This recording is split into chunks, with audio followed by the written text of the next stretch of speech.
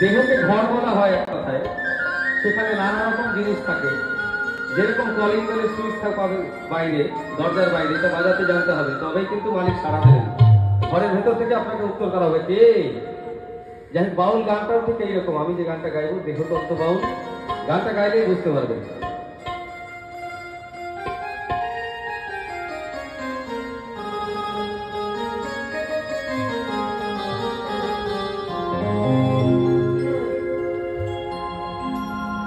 ও তুমি না জানিয়া ওই ঘরের তত্ত্ব, ওরে ও